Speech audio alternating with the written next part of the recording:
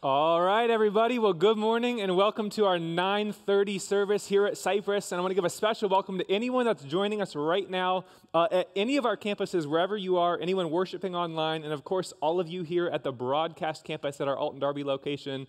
So glad that you all could be here in church today, as we're going to be getting into week 2 of a new series that Pastor Ken kicked off last weekend, and it's called Right on the Money. And it's a series that is really dedicated to helping us all manage our resources, but our money being the primary emphasis. And before I go any further, I want to tell you about someone right now who is sitting at one of our campuses.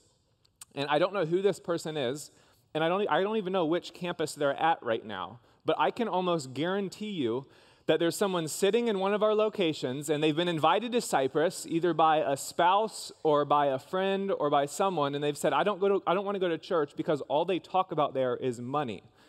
All right? Now, to that person, I want to look at you and tell you, you did hit the jackpot today. All right? We don't always talk. In fact, I thought to myself, you know what? You should go straight from church and buy a lottery ticket. But then I realized this is a financial teaching series, so that's horrible advice. So do not do that. But if that's you, I can't believe you picked this weekend. We don't always talk about it, but in the 25 years that Pastor Ken has been leading our church, there's 1 month of every year that's dedicated to a conversation just about our finances. And the reason that we do this every year, I promise it's not really to make people mad. The reason we do it is because the most recent data, this is from the American Psychological Association, says that roughly 75% of us get stressed out about finances on a regular basis. So 3 out of every 4 people right now are currently stressed out. They're feeling anxiety because of their financial situations. And what's interesting about that stat, that is completely regardless of how much money you make or any sort of religious affiliation. And what we believe here at Cypress is that Jesus Christ, he doesn't just want to save your soul one day and get you into heaven. He actually wants to transform your life right here, right now. He wants to give you peace in every area of your life, including your finances.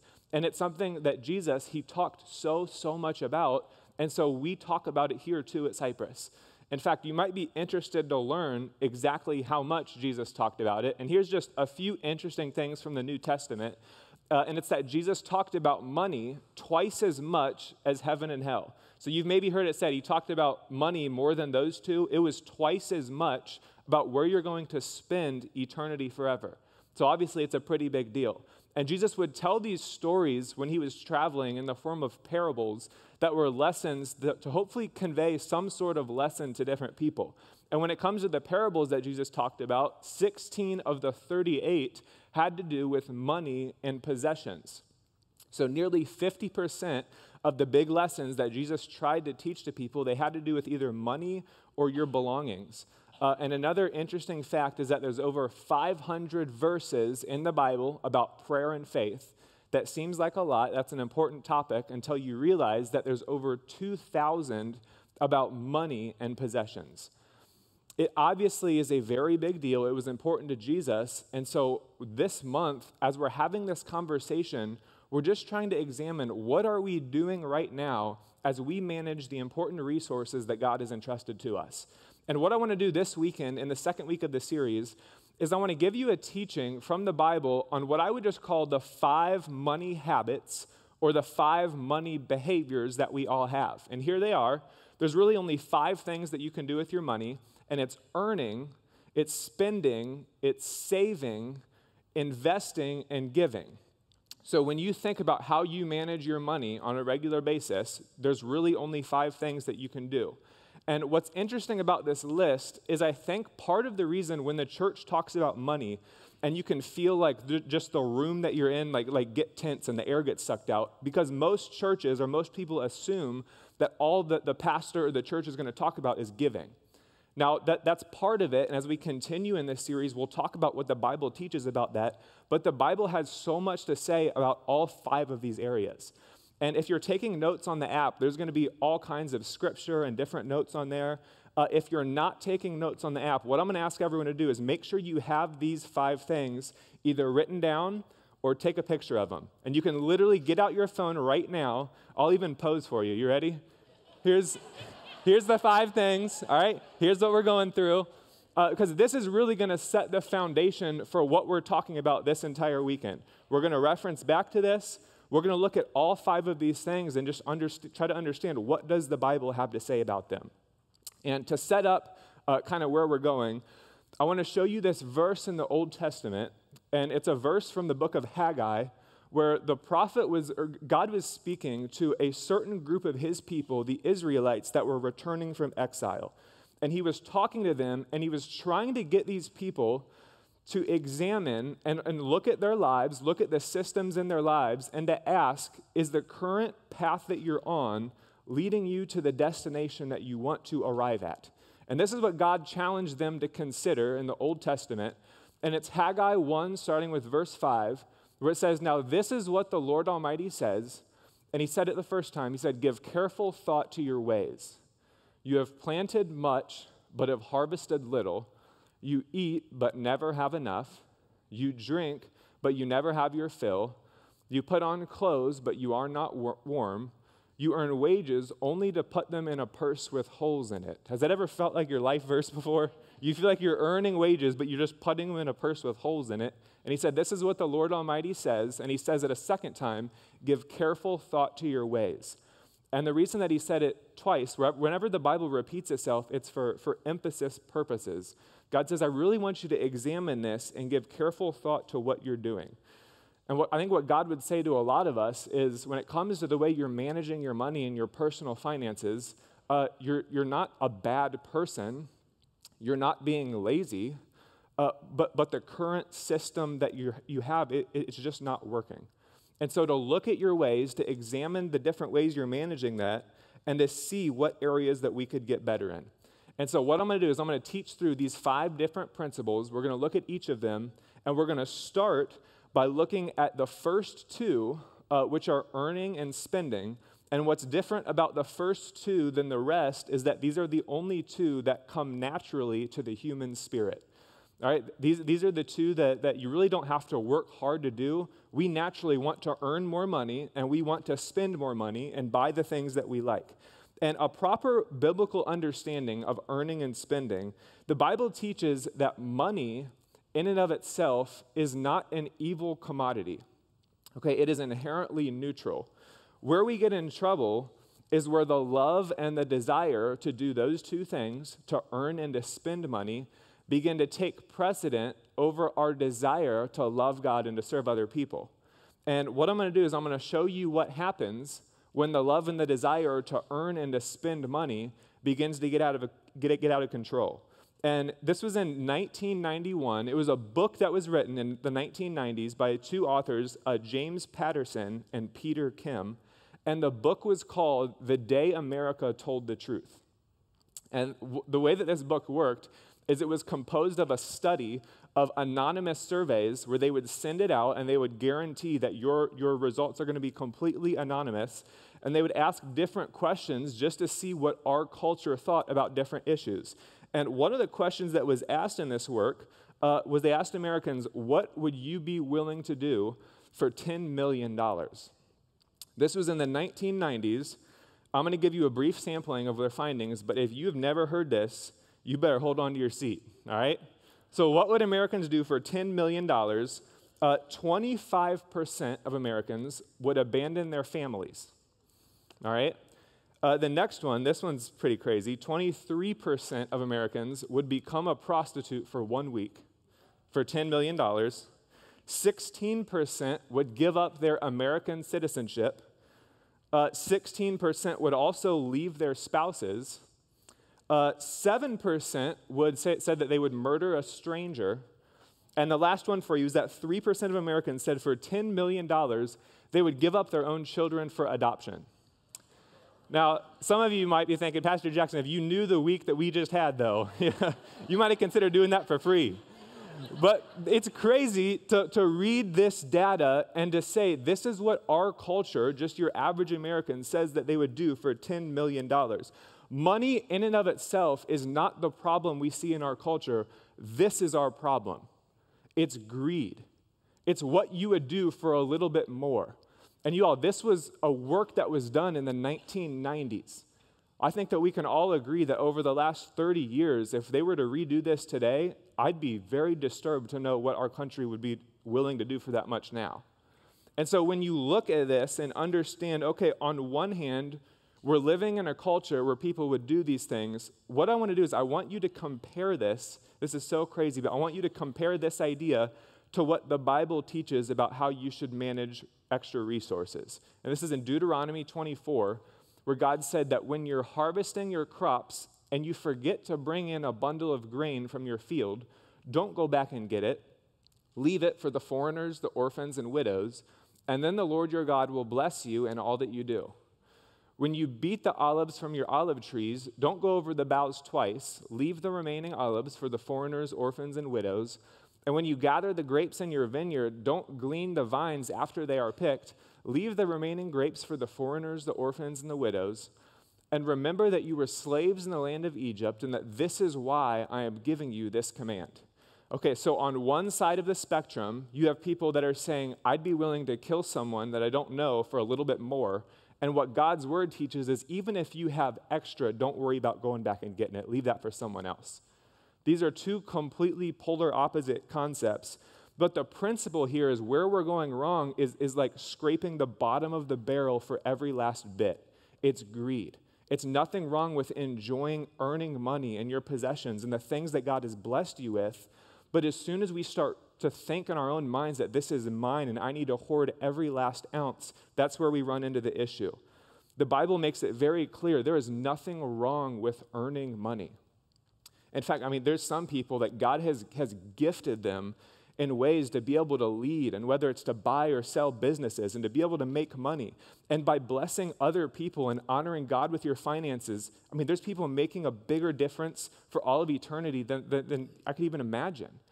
And in the New Testament, Paul teaches about this concept. In Colossians 3:23, he says to work willingly at whatever you do, as though you were working for the Lord and rather than for people. If you take this concept to heart, you are going to earn money in this life. If everything that you do, you commit yourself and say, I'm going to work like I'm working for God, not like I'm working for man. It doesn't matter what my vocation is, what God has called me to do. I'm going to work as hard as I can. Then earning money is going to be a natural result of that. There's nothing wrong with making money. There's everything wrong with replacing God with what you make. As soon as you start to swap out and you try to fill your money into the spot that only God has in your heart, that's where you start to run into issues. So we're supposed to work as hard as we can, to earn as much as we can, and then to spend in proportion to what God has blessed you with. And when you hear that word proportion, you might say, okay, well, what exactly does that mean? What is a good starting point? A good starting point for proportion is you can't spend more money than you're earning. And this seems like common sense, but the reality is the majority of us, we are living paycheck to paycheck, which means like you really shouldn't even be spending equal to what you're earning. There needs to be some sort of buffer room or some sort of margin in order to set your life up that way. And this is what the Bible teaches when it comes to spending money and how we evaluate this. And Solomon said in Proverbs 21, he said, the wise have wealth and luxury, but fools, they spend whatever they get. There's no margin, there's no buffer room, and I really believe that if our culture could just take one of these verses, just one verse, and to try to start to apply it to all of our lives, this would be the one that would probably make the biggest difference. To not spend all of the money that you earn, because spending, it's just one of the 5 things that we're talking about here. And once you start to develop that margin, once you start to develop that breathing room, then you need some sort of a framework when you're making decisions. Do I buy this or do I not? Because I think we can all agree that it's somewhere in the middle. When it comes to spending money in this life, it's not to say I can't spend money on anything that I enjoy, but it's also not to say I'm just not going to deny myself of anything. It's somewhere in the middle, and what I want to do is I want to give you this financial principle for balance that my wife and I have used. Whenever we're trying to decide, do we spend money on it or do we not, we want to make sure that we're staying in line with this principle of financial balance between earning and spending. And it's just to put it through this filter and to understand that my role is to manage all of one's resources by God's principles, resulting in a life of peace, joy, and contentment. And so when I look at my budget, or when you look at your budget, and you're looking at everything your money is going out to, if you can look at this and you can consciously say, you know what, I feel like I am managing all of my resources according to God's principles. I'm being generous, not just with my money, but with my time, with my talents, with my energy, and you feel like you have the room to do that, then the way I understand Scripture is go on that trip. I mean, buy that grill, right? Like, enjoy the life that God has given you to live, but you need some sort of principle to ask yourself, when do I do this and when do I not? So with earning and spending, they sort of go together, but the third thing that I want to talk about is the topic of saving. And with saving, some more stats that you may find interesting is that right now, the average American has right about $8,000 in savings. The average American has $8,000, but 57% of us, so the majority of us, have less than $1,000. And with less than $1,000 in savings, I think that's a large part where the whole 75% of us are anxious and stressed about our financial situations. That's exactly where it comes from. Because if most of us have less than $1,000, then we can't cover a $1,000 emergency when that comes up in our lives. And so part of what I want to do is I just want to challenge all of us, no matter what location you're at, no matter where you're listening from, I want you to imagine with me, what would it look like? And even more importantly, what would it feel like if you had 3 months of living expenses in savings? And when I say 3 months of living expenses, all I mean by that is add up everything that you spend in 1 month. Whether it's rent or your mortgage, whether it's groceries, whether it's gas, whether it's internet, like add up everything that you spend. That's 1 month of living expenses. If you had 3 of those saved up and you put it in a separate account, what would that do for your sense of peace as different challenges and emergencies pop up in your life? And for some of us listening to this, you might say, Pastor Jackson, there's no way that I could get to 3 months of living expenses saved. And my response to that would be, well, can you save $20 this week? Just start doing little bits at a time and hope that one day you will be able to get to that point. Because saving, this is what's so funny about saving. Saving in the moment, it's not fun, and it takes discipline and a lot of intentionality. But saving, as soon as you need that saving, that's where it becomes fun, when it keeps you from going further into debt. But it takes intentionality on the front end to figure out how you're going to do that. And the reality is, we're all going to need that saving at some point. Like I said, it's not a matter of if that happens to me one day, it's when your car breaks down, right? It's going to happen to all of us. There's something that we cannot see right now. And this is what the Bible has to say about saving. And this is, again, a verse from Solomon in Proverbs 13, where he said that good people, they leave an inheritance to their grandchildren, but the sinner's wealth passes to the godly. So good people, they have saved to the degree where they're not just going to leave stuff for their children, but the Bible says that they actually leave an inheritance for their children's children. It's a whole nother generation removed than even a lot of us think about on a regular basis. And if you're going to save to that degree, then you have to start today. I'm sure many of you have heard this before, but people say the best time to plant a tree, you all know when it was? It was about 30 years ago. And if you didn't do it then the second best time to plant a tree, it is today. And so what can you start doing today to make small changes to your financial situations? And just a few practical tips for saving. The first one is what Kyle mentioned in C News today. That app that is available to download right now on our Cypress app, it is one of the most incredible tools when it comes to developing a budget and a plan to get you to a point where you can slowly start saving more over time. I would so highly encourage you to check that out. A second possible next step is that this week, We actually had the biggest group semester that we've ever had at Cypress. It kicked off this week. And so we're going to have about 2,500 people across all of our campuses in different groups, meeting in homes and coffee shops and parks. And another thing we're doing is that every campus has a group that's going to be going through Financial Peace University this fall. And what we've done is we've delayed the start of that group to the end of the month. And so if you have not jumped into a small group yet, or even if you are in one and you say, man, I've never been through Financial Peace, what is that all about? Make sure you either check it out on the group directory, have a conversation with your campus pastor. I'm speaking from experience. When my wife and I went through Financial Peace when we got married, it was one of the most helpful things that we've ever done.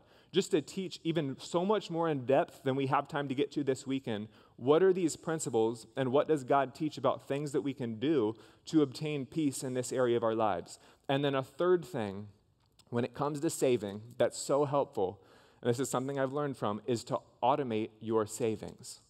All right? And what I mean by that is set it up so it automatically moves from your checking to your saving, because you are never going to wake up one morning and think to yourself, man, today is the day that I get to move that money from my checking to my savings, all right? It goes against our human nature. It's not something you're going to be thrilled to do, so make it automatic, have them do it on their own, and then over time, the consistency is eventually what builds up. So we have earning, we have spending, we have saving. There's a fourth topic that the Bible actually does teach about that most people don't know about, and it's investing. Investing, if you're curious as to just kind of what it is, investing is when you get to a point where you're not just working for money, but money actually starts working for you. And the reality is most Americans don't get to this point because instead of investing, people just upgrade. So when wages or when earning goes up, so do spending habits. And then when a little bonus comes along, so do spending habits. And they just kind of go hand in hand with one another. But what investing is it's when money actually starts working for you. Interest is a reality in every aspect of our world. And if you've ever had a mortgage or a car payment or anything like that, you know that. But interest can also work for you. And I was so fascinated by this. I think these topics are just so interesting to me. And so this week, as I was preparing for our time together, I just got interested and I looked up what is the average car payment in America right now. And the average car payment in our country right now, it's $726 a month. And that includes interest, that includes the payment for the car, but everything. That's the average car payment every month that most people have. And I did some math. I thought to myself, what would you do if you just bought just a car that you could afford in cash, and instead of paying that much every month towards your car, you took that same amount and you paid yourself, whether it's an IRA or a 401k or whatever plan it is where you get about a 10% return. If you took that exact same amount, $726, and you paid yourself, guess how much you would have if you started when you were 25 by the time that you were 65 and ready to retire? You'd have over $4 million waiting for you. And when I read that, I thought we better be enjoying our cars, y'all, because that is a lot of money that could possibly be waiting for you on the other end. But the Bible would say when it comes to investments, it is important to be wise and to figure out where can you invest your money to get a better return. And this is, again, going back to what Solomon taught in Proverbs. Proverbs 14, he said that without oxen, a stable stays clean, but you need a strong ox for a large harvest. Now, Solomon was teaching in a time where everyone was planning their own food in order to eat. Like, it wasn't just specifically farmers. The majority of people, you would have to harvest your own food. And so in order to do that, you have two options. Option one is you literally just have to grab a stick and you walk out to your field, wherever you're going to plant in your field, and just start tilling up the soil every day.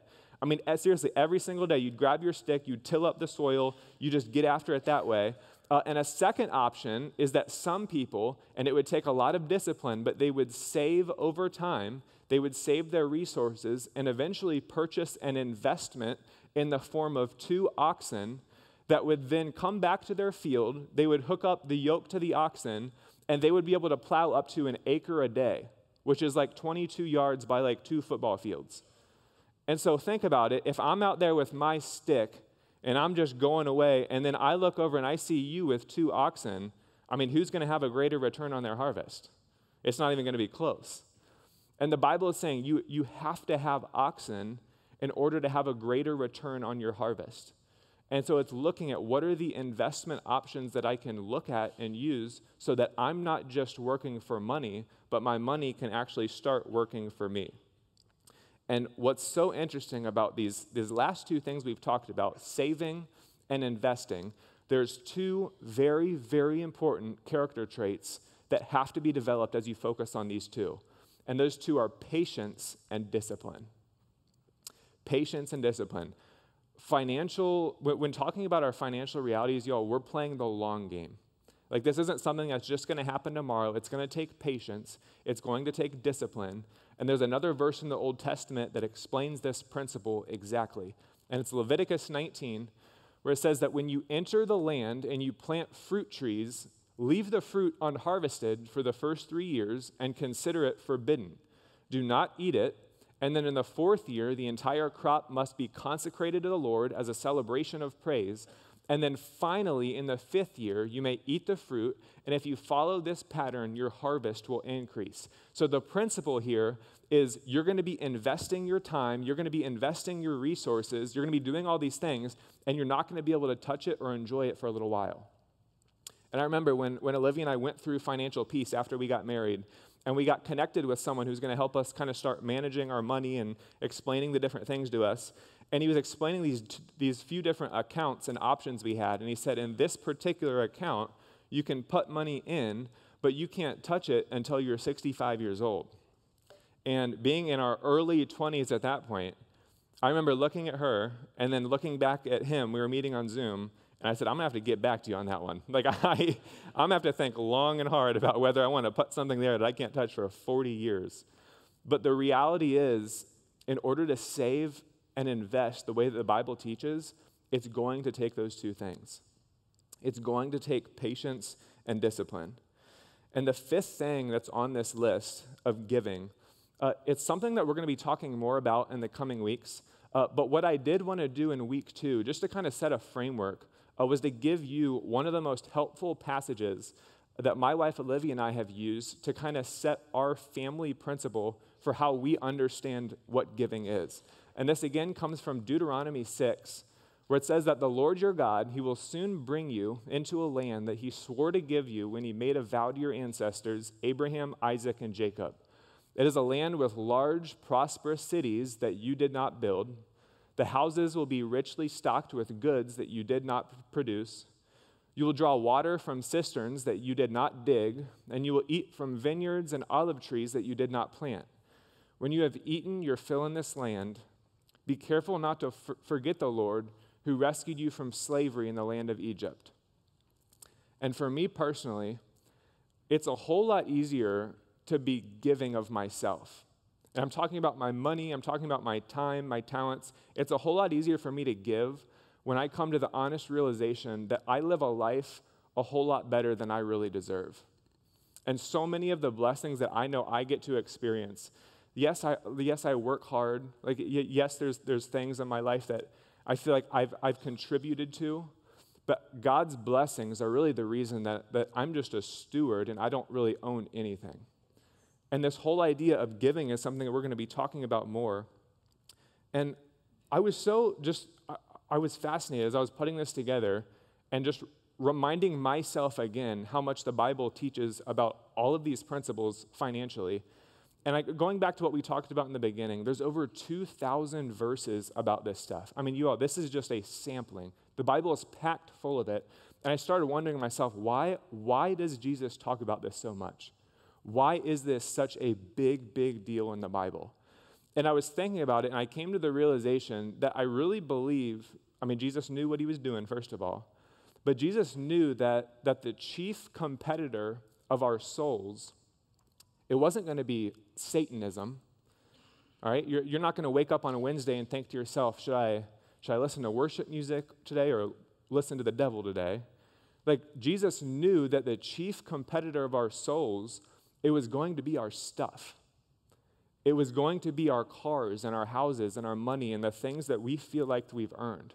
That's why it's such a big deal and something that it talks about all throughout the Bible. And so what I want to do is I want to put up all 5 of these again one more time. This is kind of what we spent our whole morning talking about. And looking at the 5 of these things, the last principle that I want to be sure to communicate is that it's the very, very small changes that you can make today that will lead you to the place that you eventually want to be in your future. In a teaching like this, there's some of us that might be encouraged. There's a whole lot of us, according to the data, that are probably a little bit more discouraged. You don't have to make the entire change today. What you do, though, is you just make the small changes, little bits at a time, so that one day you will get to the point that you want to be. And this is true not just in our finances, but this is true in every area of your life. That it's the small investments of your time that will set you up for God's future. And one cool area of my life that I feel like I've seen this really happening recently, a conversation that Olivia and I have been having, my wife and I, it was right around this time of the year, 9 years ago, where we met each other. And I know so many of you have so many more years on us, but we were just reflecting on that recently of just how fast time is going. And I've shared bits and pieces of this story before, but when I met Olivia in college in Indiana, I was a physical therapy major. And I grew up in the church, never in my life considered a career in ministry. But when I got to college, I was enjoying my coursework, but also just kind of felt like this wasn't exactly what God made me to do. And so I took just general courses for a while, and then it was halfway through my college career where I kind of shifted gears. And when I did that, I didn't know what it would look like at all, but I sort of felt a little bit behind the 8 ball, not just in terms of coursework, but just like practical ministry experience. Like even though I grew up in church, I really didn't have any experience. And so what Olivia and I did, as our relationship continued to develop, and we kind of started praying about the future God might have for us, is we said we need to find a church where we can just learn as much as we can from. We had a couple more years in our college career, and we found it was a newer church plant, and it was about an hour from campus, but it was very similar to the church that we thought we would maybe be serving in one day. And so we met with some of the leaders, and we basically said, hey, here's the situation we're in. We just want to help and serve and learn and grow in any way that we can. And if you ever ask a new church plant if they need help, you're about to get loaded up. And so it was so helpful for us, though, to be able to see every aspect of ministry in this church. I mean, from setup and tear down to serving in kids ministry and student ministry, and Olivia getting to lead worship and lead host team huddles, and me getting to start communicating from a platform for a little bit. And I can't even tell you, though, the amount of late Saturday nights and early Sunday mornings, because the 5:30 wake-up call comes early for a college student, where we asked ourselves, is this actually worth it? Like, is what we're doing while all of our friends are out hanging out, like, is going to bed early, is this worth it? Is God going to use this? And what's so cool is that 9 years later, the conversation has completely shifted because we're serving in a church that we dreamed and we prayed about, and God used every aspect of that experience for where we are today. And with your finances, you all, you're going to ask yourself repeatedly, is this actually worth it? Is saving $50 a month, is investing $100 a month, like this doesn't feel like it's making any sort of a difference. I promise you, one day, God is faithful. If you stay disciplined, if you build your habits, financial freedom, it will be found in your future. So God, we thank you for your principles that we can apply to all of our lives. And Lord, in a teaching like this, I know that there's so many of us sitting at every campus who might feel a little bit encouraged because we're doing some of these things right, but we also might feel a little bit discouraged because these are things that we've always thought about implementing but never have. I pray, God, that you would allow every person listening to my voice to know that it's never too late, that today is the day that we can start doing these things, to start shaping our habits so that we can experience the full life that you've designed us to live relationally, spiritually, emotionally, and even financially. We love you, Lord. We praise you.